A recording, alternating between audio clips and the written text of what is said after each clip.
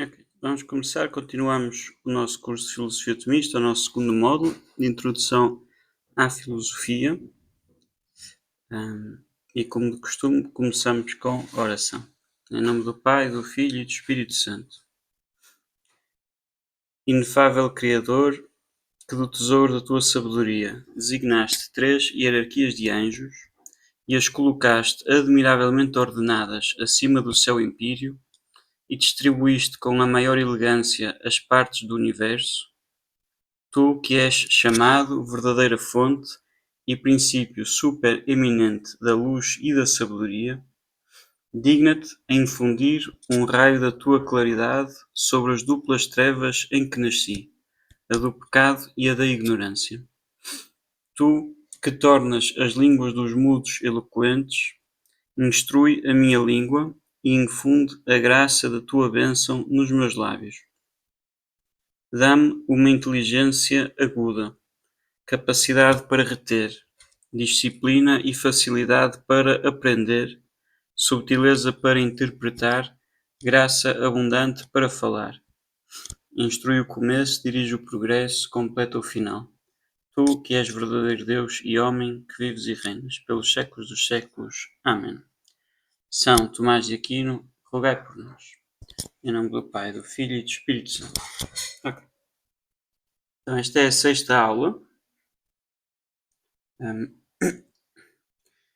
Na última aula estivemos a falar sobre as divisões internas da filosofia, portanto, as várias áreas da filosofia, como é que elas se diferenciam umas das outras, como é que elas se relacionam umas das outras, portanto, a distinção entre lógica, metafísica, física ou filosofia da natureza, poética e filosofia moral, ou ética, e depois como é que elas se subalternam, se ordenam umas às outras. Agora vamos começar a ver nestas próximas aulas, nas próximas 3, julgo eu, mas havemos de ver a relação não entre a filosofia e as suas partes, mas a filosofia e outras formas de conhecimento que não são filosofia. Okay? Hoje vamos ver a experiência, os sentidos, né? O conhecimento dos sentidos e os princípios da razão, como é que a filosofia se relaciona com elas, sendo que a filosofia nem é a experiência dos sentidos, nem é os princípios da razão, mas usa ambos, precisa de ambos, de maneira diferente, já vamos ver. E depois havemos de ver a relação entre filosofia e as outras ciências, havemos de ver a relação entre filosofia e teologia, a relação entre filosofia e outros tipos de sabedoria. Pronto. Então tem aqui já no sumário que a filosofia, vamos ver a filosofia e a experiência sensível. A filosofia depende da experiência sensível materialmente, já vamos ver o que é que isso significa, quanto aos princípios e quanto ao seu sujeito, ao seu tema. Mas depois a filosofia tem a missão de julgar, de avaliar a experiência sensível. E depois a filosofia também depende dos princípios da razão, já não materialmente, mas formalmente. E porque precisa dela, nós já vimos quando falamos das características da filosofia, ela vai preocupar-se com defender os princípios e precisar os princípios. Okay? Ali quando diz a filosofia precisa o conhecimento, não é um erro, é que ela torna mais preciso, torna o conhecimento dos princípios mais preciso. Então, filosofia e experiência sensível. O que é que queremos dizer quando dizemos dependência material? Já apareceu ali algumas vezes. Então, dependência material acontece quando algo depende acidentalmente de outra coisa. O que não quer dizer que não dependa de facto. Okay? Não quer dizer, é acidental, então não é real. Nada disso. Mas significa que não depende quanto à essência. Okay? E eu vou dar 2 exemplos que talvez ajudem, talvez não. O primeiro exemplo é que um avião, para voar, depende desculpa, está ali, não é acidental, depende acidentalmente das rodas. Okay? Portanto, para voar em si, o avião não precisa de rodas, mas para ir para o ar precisa de rodas. Okay? Portanto, é uma dependência, é um caso de dependência acidental.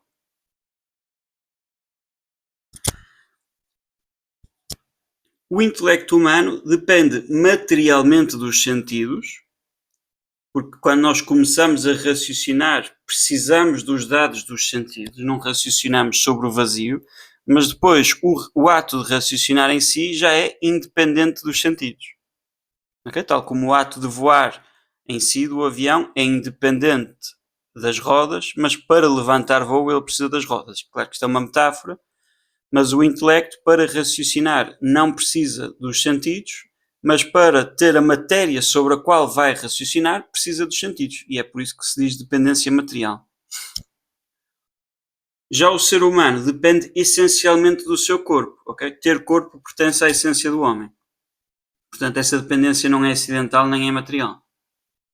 Apesar do corpo ser a matéria do homem, ainda assim pertence à essência do homem ser material.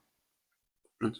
Isto é só para nos ajudar a perceber o contraste entre as duas. Agora, a filosofia depende materialmente da experiência dos sentidos, primeiro quanto aos princípios, ou seja, os princípios dos quais, a partir dos quais a filosofia vai raciocinar, os princípios da razão.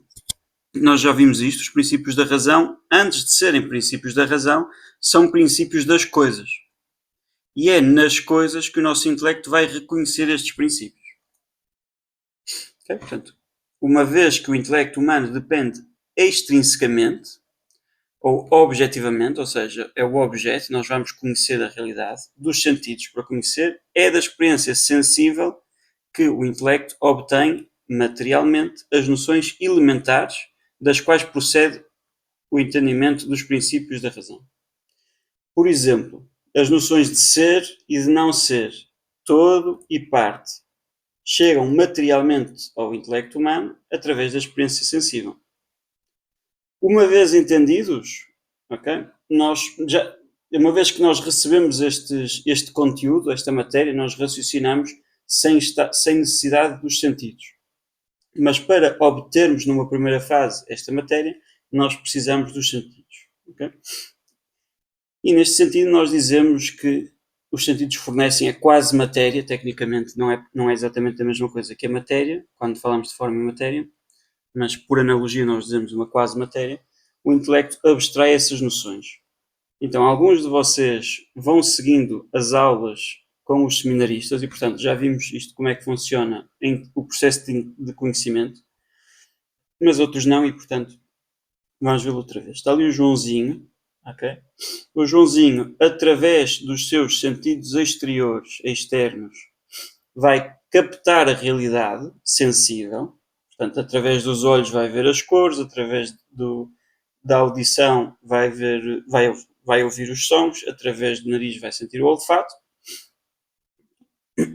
Estas coisas são todas materiais e, portanto, o Joãozinho precisa de um órgão material para fazer isso. Depois passamos aos sentidos internos, que também precisam de um órgão material, que é o cérebro, através do qual o Joãozinho vai pôr estas coisas todas juntas, as cores, os sons, etc. E vai perceber que ele está a captar a mesma coisa. Isto chama-se senso comum, porque é o sentido comum que junta os dados dos vários sentidos. E depois, através da imaginação ou fantasia, ele vai juntar a imagem ou o fantasma, que é uma coisa individual. Okay? Aquilo que ele tem ali na cabeça, no desenho, é daquela árvore.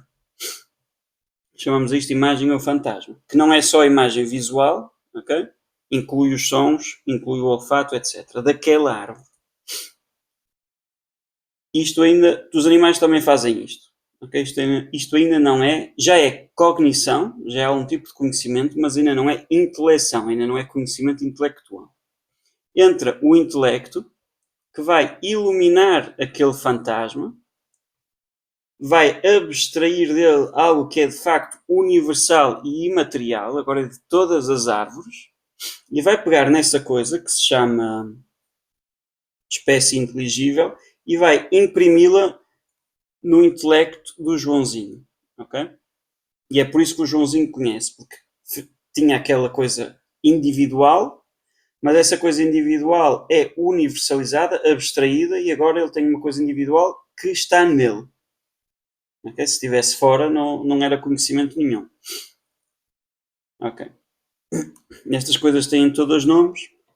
Temos a realidade extramental, depois temos as espécies sensíveis, as cores, os odores, etc. Depois temos o fantasma, ou imagem, que querem dizer a mesma coisa, mas fantasma vem do grego. Depois é uma espécie inteligível, já é intelectual, que é impressa na mente do Joãozinho e, portanto, chama-se verbo mental. Dado que a filosofia depende dos princípios da razão, mas só vai receber o conteúdo dos princípios da razão através dos sentidos, então nós dizemos que a filosofia depende materialmente dos sentidos. Que não é uma dependência tal como um súbdito depende do rei, um inferior depende do superior, mas é a dependência que uma senhora tem das suas servas, ok? Ou o escultor tem do chisel, ok? E do martelo. Ou o pintor tem do pincel, ok? É algo, o escultor é algo superior que, para exercer a sua atividade, vai precisar deste instrumento. Okay. E, portanto, no processo de intelecção, a função de toda aquela parte sensitiva, até à formação do fantasma, okay, é instrumentalmente utilizado pelo intelecto quando fazes a parte do ato de conhecer, do ato de inteligir, desculpa, da parte intelectual. É instrumentalmente usado. Ok. Isto basta para a dependência material quanto aos princípios. Agora, para a dependência material quanto ao sujeito. Então, nós já falamos o que é já dissemos o que é um sujeito de uma ciência. É o tema, é aquilo sobre o qual a ciência versa, que quando falamos das ciências enquanto virtudes, enquanto hábitos, equivale a falar do objeto. Portanto, por exemplo, o sujeito da filosofia natural é o ente móvel, capaz de movimento, sujeito a movimento. O sujeito da teologia é Deus. O sujeito da metafísica é o ser enquanto ser. Então, também quanto ao sujeito, a filosofia depende materialmente dos sentidos. Okay? Porquê? Porque é da experiência sensível que materialmente os conceitos ente móvel ou quantidade, no caso da matemática, chegam ao nosso intelecto. Depois nós não precisamos dos sentidos para fazer matemática, mas é através dos sentidos que estes conceitos chegam ao nosso intelecto. São materialmente, estes conceitos são reconduzidos aos sentidos. Formalmente são reconduzidos à luz do intelecto. Okay? Por exemplo, primeiro um exemplo caricato e depois um exemplo filosófico. O exemplo caricato é de um senhor chamado François Hubert, olá, como é que se diz o nome do senhor, que era apicultor, mas era cego, ok? Isto é um exemplo real e, portanto, ele desenvolveu a sua teoria da apicultura através do feedback, da informação que lhe eram dadas pelos seus secretários e eles sim faziam de facto as observações. Okay? Portanto, mesmo não tendo ele feito nenhuma observação diretamente, recebeu a informação das observações e, portanto, foi capaz de desenvolver a teoria. Isto pretende ilustrar porque é que esta dependência é material, porque, de facto, para raciocinar não é preciso experienciar a coisa, mas é preciso a informação sobre a qual se vai raciocinar e, portanto, a informação que vem dos sentidos.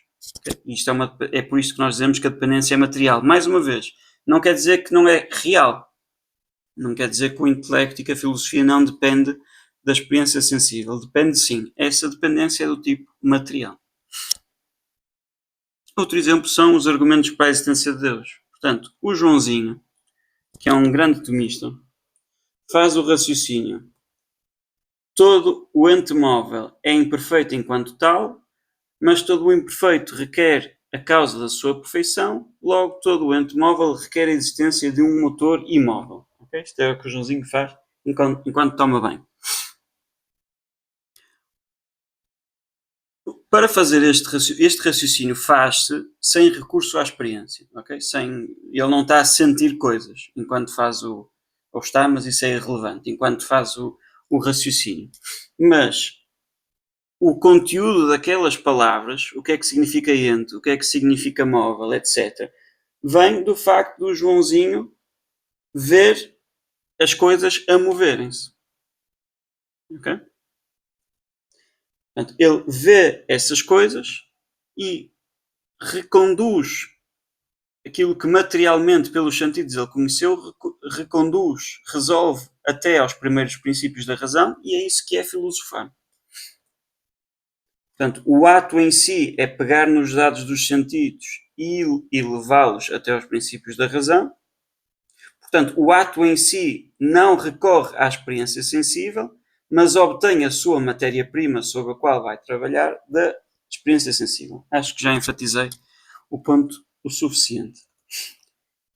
Agora, o outro, virando a coisa de pernas para o ar, a filosofia julga, né, a experiência sensível, faz juízos e avalia se a experiência sensível é fidedigna ou não.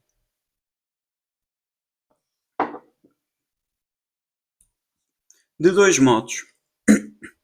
Negativamente, a filosofia tem o ofício de guardar os princípios da razão e as conclusões certas aos quais se chega pela luz destes princípios. Ok? Portanto, vimos o processo da filosofia, da abstração, a recondução aos princípios. Agora, a filosofia guarda, protege os princípios e as conclusões que nós tiramos daí, que são certas, protege-os de más experiências sensíveis ou de más interpretações da experiência sensível. Portanto, sempre que parecer, como acontece frequentemente, que os sentidos dão um testemunho contrário aos princípios da razão, o juízo final cabe à filosofia. Eu não digo, eu sinto que uma coisa é verdade e sinto que o seu contrário é verdade, portanto, uma coisa e o seu contrário podem ser verdadeiros no mesmo sentido e ao mesmo tempo. Eu não faço isso. Exemplo. Imaginemos um lápis dentro do copo d'água, como está aqui na imagem. Qual é que é o testemunho dos sentidos? Okay? Quais é que são os dados que nos chegam pelos sentidos? Pelo sentido da visão, parece-nos que o lápis está partido. Se nós formos pôr a mão no lápis, pelo sentido do tato, nós apercebemos que o lápis, ou nós sentimos que o lápis não está partido. Okay?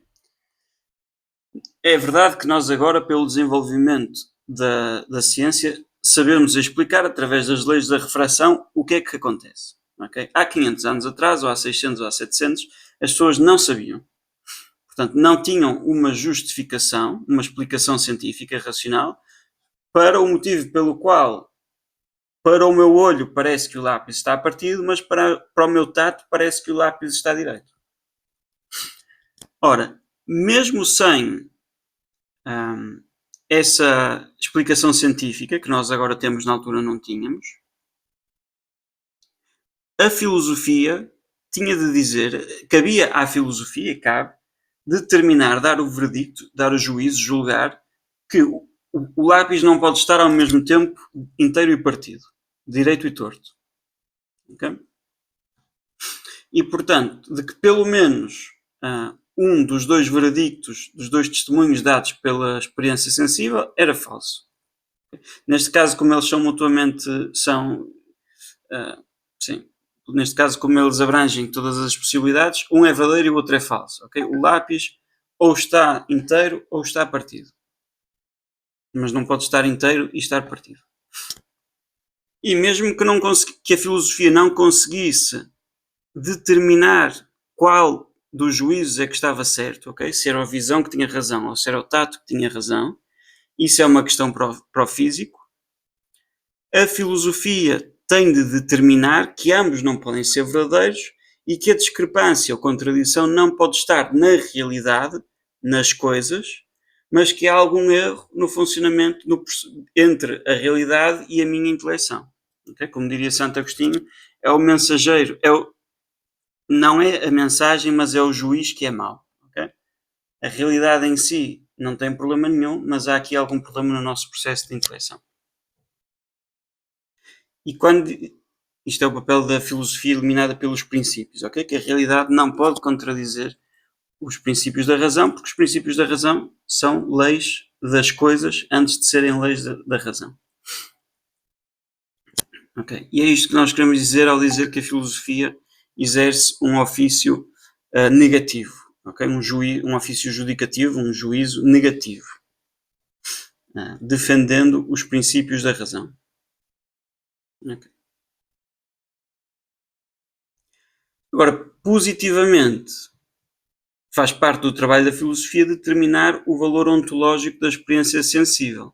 Okay? Ou seja, a filosofia faz isto quando, por exemplo, determina que a experiência dos nossos sentidos externos, da visão, do olfato, é causada por coisas que existem realmente, fisicamente fora dos nossos sentidos. E que a experiência da imaginação que produz coisas,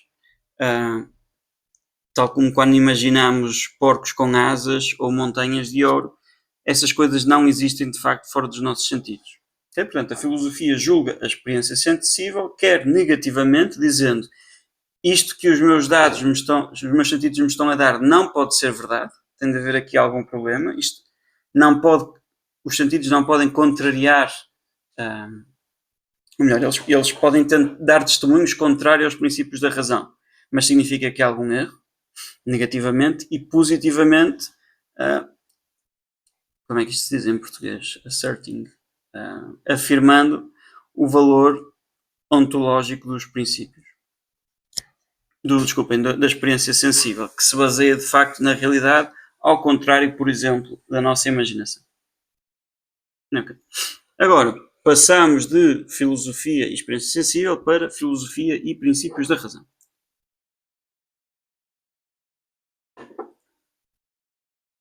E a primeira coisa é que a filosofia, os dados da filosofia, ou melhor, o ato filosófico, consiste em reconduzir as coisas, os pontos de partida que vêm da experiência sensível, já vimos, à luz dos princípios. Portanto, sim, materialmente a filosofia recebe a sua matéria da experiência sensível, mas dado que a luz dos princípios da razão, como nós já vimos, é o princípio manifestante, ou o objeto formal, é o motivo, é o que move e é o médio, aquilo através do qual a filosofia trabalha, então formalmente a filosofia é reconduzida à luz dos princípios da razão. Ou seja, se analisarmos a filosofia até aos seus princípios constitutivos, os princípios que a constituem como uma ciência, até às suas fontes, é a luz dos princípios que encontraremos como princípio ou fonte determinante que determina ou atuante que atua. E o exemplo aqui, pegamos no mesmo de há bocado, os argumentos para a existência de Deus. Nós observamos através dos nossos sentidos, tomamos a matéria, existem algumas coisas que estão em movimento, é um facto conhecido pela experiência, que de si, de filosofia, não tem nada, okay? É um dado sensível, experiência sensível, mas a isto nós aplicamos um dos princípios, o princípio do movimento distinto. Ora, tudo o que está em movimento é movido por outro, e outro princípio, o princípio do regresso limitado, uma série infinita de movimentos movidos essencialmente subordinados é impossível, e aplicando a luz dos princípios ao dado da experiência, nós chegamos à derradeira causa daquele facto inicial, que algumas coisas estão em movimento, que é o que é conhecido pela filosofia. Existe um movente imóvel, ou seja, existe Deus. Quando nós só temos um facto que é conhecido, já foi feito um ato da experiência, okay? Os nossos sentidos já funcionaram, mas ainda nenhum ato filosófico foi feito. Okay? Portanto, se eu só digo algumas coisas estão em movimento, isso de filosofia não tem nada. A conclusão, logo existe movimento, já é uma conclusão mais ou menos filosófica. Mas só dizer algumas coisas estão em movimento, de filosofia não tem nada. Mas quando a luz dos princípios ilumina esse facto, e nós conhecemos a derradeira causa desse facto, então temos um acto filosófico e, portanto, é a luz dos princípios que adiciona o caráter puramente filosófico, ou particularmente, peculiarmente filosófico. Agora, note-se, isto distingue a filosofia, por exemplo, da teologia, é que a filosofia procede sob a luz de princípios, dos princípios como enquanto transparentes. Ou seja, na medida em que os princípios da razão, que são leis do nosso pensamento, são aquilo no qual e pelo qual nós vemos os princípios da razão nas coisas. Lei do real. Ou seja, por isso é que se usa o termo transparentes. Quer dizer que através dos princípios da razão, que regem o meu pensamento, eu sou capaz de ver os princípios da razão nas coisas. Amorzinho, põe fones, por favor. Tens fones aqui. Ok. Porquê? Porque as leis que governam o pensamento são um reflexo transparente das leis que governam as coisas. Obviamente, tal como a palavra luz, a palavra transparente é aqui uma metáfora. Ok. Dizia o adágio escolástico, ser conhecido, cognosci, sequitur esse. O ser conhecido segue o ser, ou o modo de ser conhecido segue o ser. E, portanto, formalmente falando, ou seja, enquanto diz respeito ao que determina a filosofia enquanto filosofia, e já não enquanto mera experiência sensível ou outra coisa qualquer, a luz, na luz dos princípios da razão, na mente, na medida em que são um reflexo, através transparente dos princípios da razão, de tal modo que no seu ato a filosofia procede sob a luz dos princípios da razão com um reflexo transparente desses mesmos princípios. Ou seja, porque eles são transparentes, nós aceitamos estes princípios como eles sendo evidentemente, ok? E evidentemente vem de visão, nós vemos, não há dúvida, leis das coisas. A filosofia, já tínhamos visto isto, é evidencial, uma ciência de evidência, uma ciência que procede de princípios evidentes, de princípios vistos.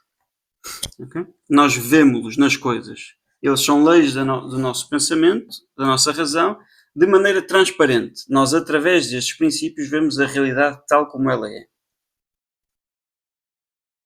Já a teologia sagrada, no teólogo desta vida, okay? é uma distinção teológica entre o teólogo in via, em caminho, teólogo nesta vida, e o teólogo na pátria, o teólogo já no céu, aí sim vê.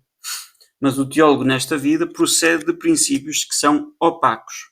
Ele não vê a realidade. Esses princípios da sua razão também são princípios da realidade das coisas, mas ele não é capaz de ver isso. Okay? Os princípios para ele são opacos. Ele só vê os princípios. E depois é pela fé que ele acredita que esses princípios são princípios das coisas. Mas ele não é capaz de ver isso. Enquanto em filosofia nós somos capazes de ver que estes princípios da razão, através dos quais nós raciocinamos, eles são transparentes. Nós vemos que eles são leis das coisas. Portanto, nesse aspecto particular, nós chamamos a isto secundum quid, a filosofia é mais perfeita enquanto ciência, okay? Do que a teologia no teólogo desta vida. Quando o teólogo chega à próxima vida, os princípios tornam-se transparentes para ele também. Okay? Nós chamamos a isto, quando nós usamos a expressão secundum quid, significa segundo algo, ou seja, num certo sentido, que se opõe a simpliciter ou simpliciter, que significa simplesmente falando. Simplesmente falando, a teologia é mais elevada do que a filosofia, já vimos isso a semana passada, acho eu, ou algum tempo atrás. Porquê? Porque o objeto da teologia é mais elevado, mas neste sentido a filosofia é mais perfeita porque procede de princípios que são evidentes, são vistos e não simplesmente queridos, acreditados. Ok. E portanto, um pequeno corolário, né? Isto era uma nota, agora vem um nota bene, um pequeno corolário, porque estes princípios são transparentes, então eles são evidentemente leis das coisas. O filósofo, a filosofia não se baseia neles como um conjunto de postulados. Okay? Postulado é o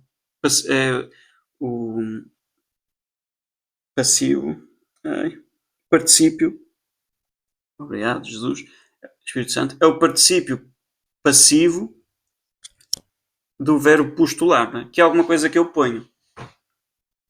Não é o filósofo que postula estes princípios porque dão um jeito, porque nos ajudam a fazer sentido da realidade, porque estão na moda, pelo que for. Não é o filósofo que postula estes princípios, o filósofo simplesmente os aceita. Okay? Não são definidos ou aceitos pelo bem da filosofia sem que fossem evidentes. Pelo contrário, eles são transparentes, portanto são evidentemente, nós vemos, tal como eu vejo aqui a minha mão, okay? Eu não aceito que é verdade que a minha mão está aqui porque isso é melhor para compreender a realidade. Não, eu vejo, a minha mão está aqui e portanto eu tenho um conhecimento imediato disso, intuitivo, desculpem disso, não duvido. É a mesma coisa quanto aos princípios da razão. E portanto, um parênteses que não é um parênteses porque isto é um curso de filosofia tomista, o tomismo, alguns olham para ele erradamente como se fosse baseado num tal conjunto de postulados, okay?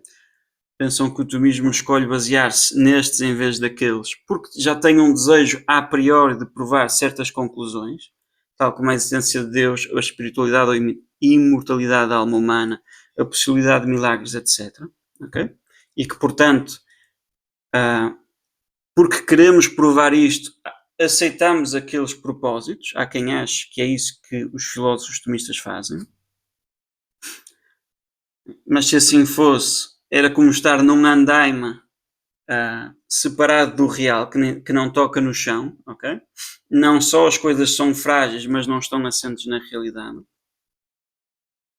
E outros, igualmente equivocados, acham que o tomismo se baseia nas areias instáveis da ciência, diz aí física, porque é o que o padre Woodbury diz, mas nós diríamos antes na ciência dialética, que tem um caráter probabilístico do seu tempo. Okay? Portanto, há pessoas que criticam o tomismo porque se está baseado em física aristotélica que já se provou que está errada. Okay? Primeiro não se provou que a maioria da física aristotélica não se provou que está errada e depois não, a filosofia tomista não se baseia na dialética aristotélica. Bom, de tal modo que o descrédito dos antigos ensinamentos de física seria o descrédito da filosofia tomista. Okay? Ambas as opiniões são falsas porque o tomismo, a filosofia, baseia-se formalmente nos princípios da razão enquanto são evidentemente leis das coisas. Okay? E vocês vão notar que a mim eu não tenho grande dor na consciência se usar de maneira, trocar de maneira convertível tomismo e filosofia. Ok? Claro que tomismo é mais do que filosofia porque também é teologia e também é uma série de outras coisas. Mas havemos de falar de se pode haver uma filosofia cristã, vamos falar disso quando falarmos da relação entre filosofia e outras sabedorias. E se a filosofia é objetiva, nós vamos ver, não depende do credo. Okay? Portanto, que se chame tomismo porque foi começada ou inaugurada de maneira solene por São Tomás de Aquino é acidental à coisa. Okay? Se o fundador fosse José e nós chamássemos josefinos em vez de tomistas, estava tudo.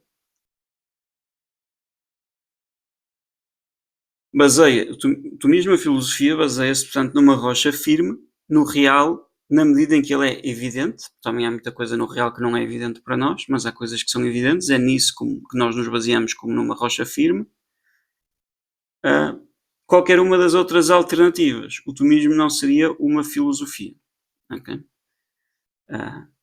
Não seria uma ciência de evidência, mas seria, no melhor do caso, uma ciência da não-evidência, se existisse, e, no pior, uma mera construção do domínio do ente fictício. Uma criação engraçada, divertida, mais ou menos como imaginar porcos com asas.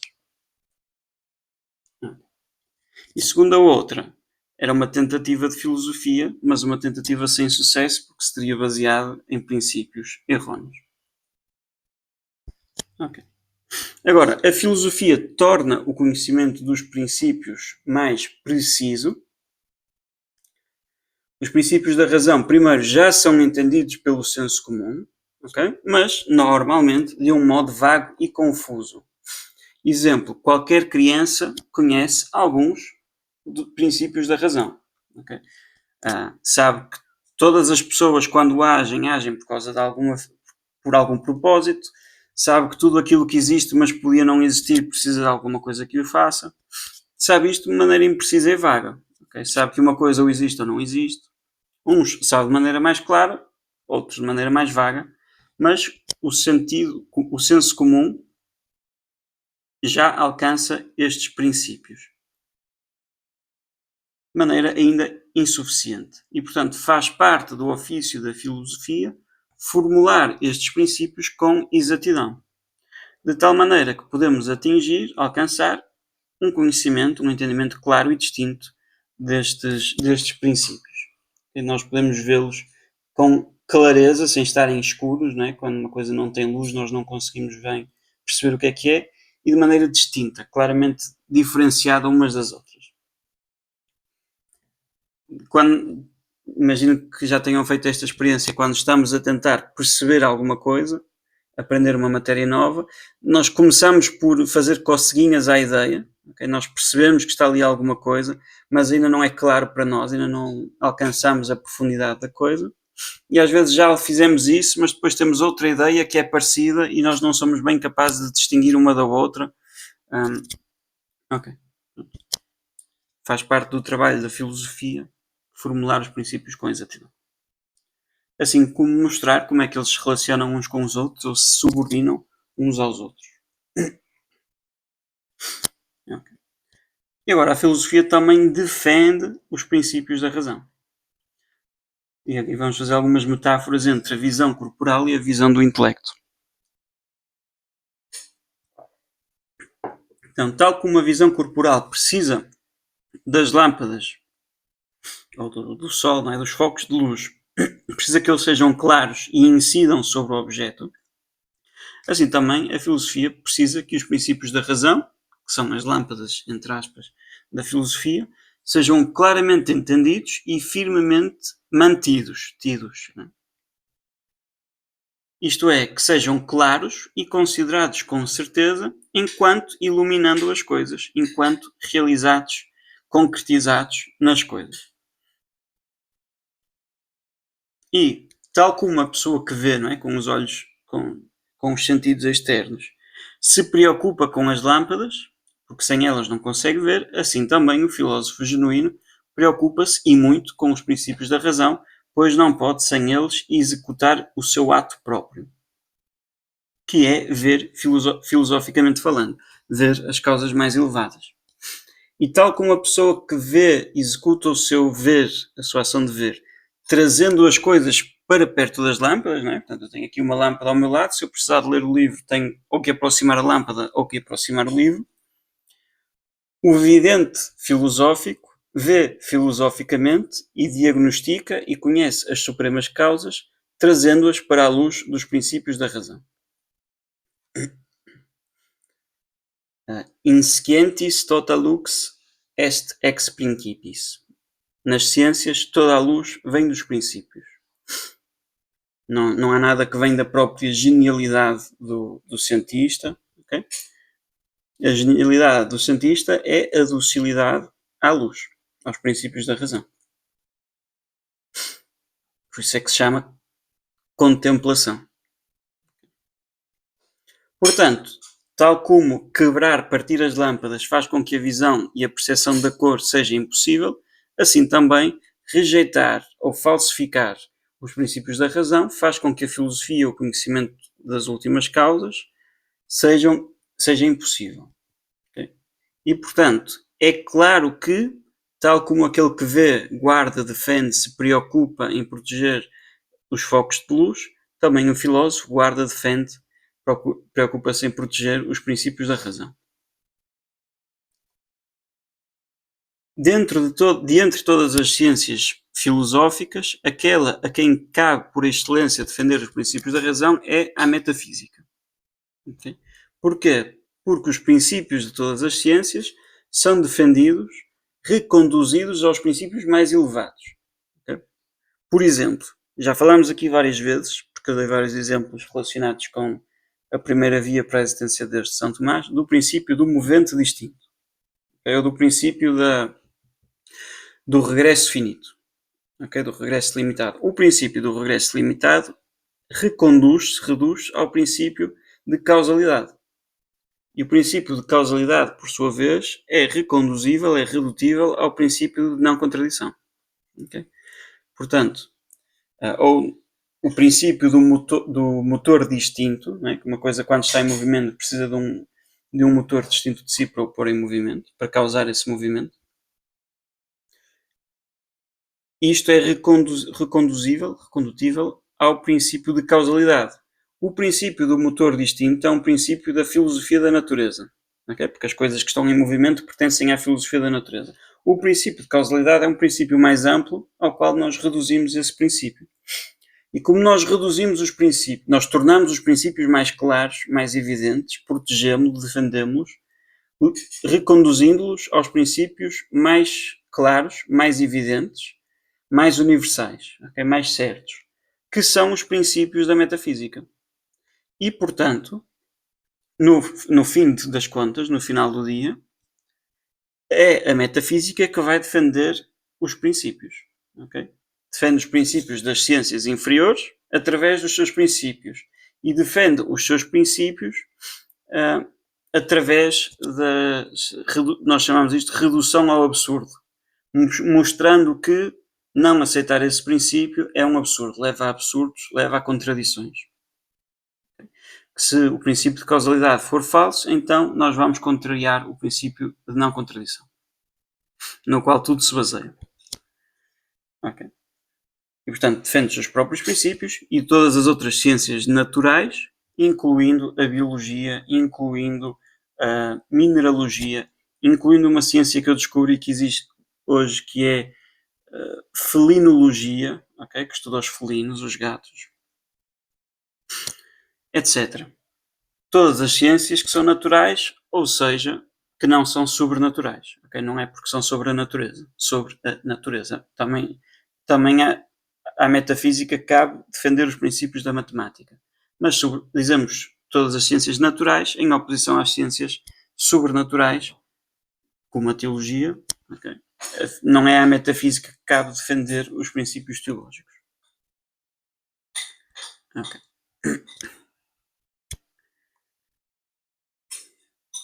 Ok, já disse isto. Ok. Bom. E chegamos ao fim. Portanto, tem aqui algumas sugestões de aprofundamento.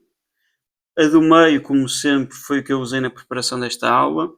As da direita tenho deixado sempre as mesmas. São outros manuais de filosofia que também falam sobre o que é filosofia. Na esquerda, isto teria sido mais apropriado para a aula passada, sobre as divisões internas da filosofia e a relação entre as partes, entre as várias ciências filosóficas. Pronto, vai tarde, mas ainda vai. Esta parte de divisão da filosofia é a segunda metade, segundo capítulo.